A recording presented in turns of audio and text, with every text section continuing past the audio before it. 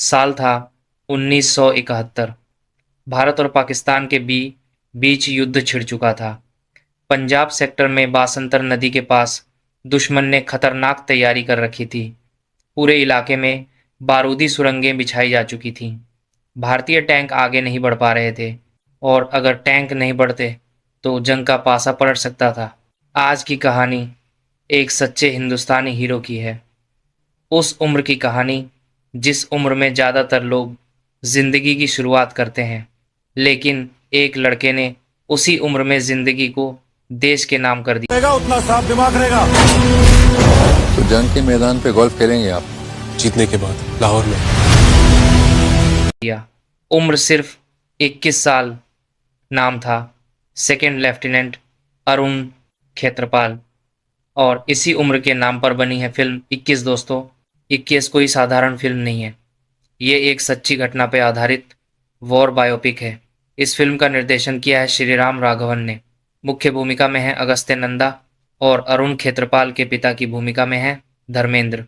ये धर्मेंद्र साहब की आखिरी फिल्म है क्योंकि धर्मेंद्र जी का निधन हो गया है। लेकिन फिल्म से पहले जरूरी है असली कहानी जानना। अरुण खेत्रपाल का जन्म एक फौजी परिवार में हुआ। उनके पिता थे ब्रिगेडियर M.L. खेत्रपाल। घर में अनुशासन था, घर में देशभक्ति थी और वर्दी का सम्मान था। अरुण बचपन से जानते थे कि उन्हें क्या बनना है, एनडी, इमा और फिर इंडियन आर्मी। जब उन्हें टैंक रेजिमेंट मिली तो किसी ने नहीं सोचा था कि यही लड़का इतिहास रच देगा। साल था 1971। भारत और पाकिस्तान के बीच युद्ध छिड़ चुका था। पंजाब सेक्टर में बासंतर नदी के पास दुश्मन ने खतरनाक तैयारी कर रखी थी। पूरे इलाके में बारूदी सुरंगें बिछाई जा चुकी थीं। भारतीय टैंक आगे नहीं बढ़ पा रहे थे, और अगर टैंक नहीं बढ़ते तो जंग का पासा पलट सकता था।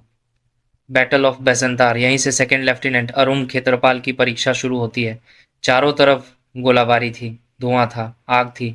दुश्मन के टैंक सीधे भारतीय टैंकों पर हमला कर रहे थे।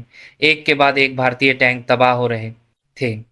तभी आदेश आता है पीछे हटो, लेकिन अरुण खेत्रपाल पीछे हटने से इनकार कर देते हैं। वो कहते हैं सर, मेरी टैंक अभी लड़ सकती है।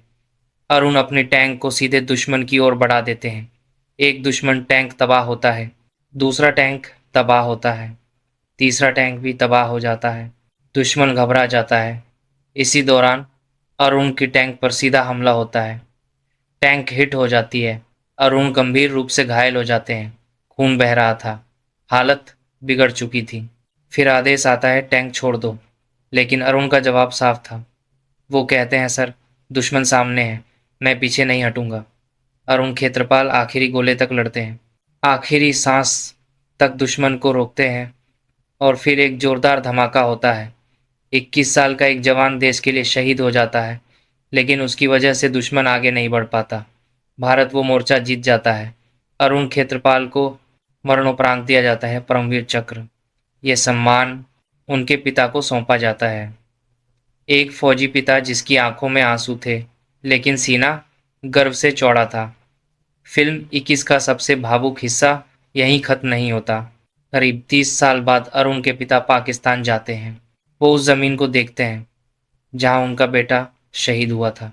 न कोई नफरत, न कोई गुस्सा, बस एक पिता जो अपने बेटे को खामोशी से सलाम करता है। एक मैसेज लोगों के लिए 21 हमें ये नहीं सिखाती कि जंग कैसे लड़ी जाती है, ये सिखाती है कि देश के लिए जिया कैसे जाता है। ये कहानी हर उस इंसान के लिए है जो आज़ादी की कीमत भूल चुका है। और हाँ, इस वीडियो को लाइक करना ना भूलें।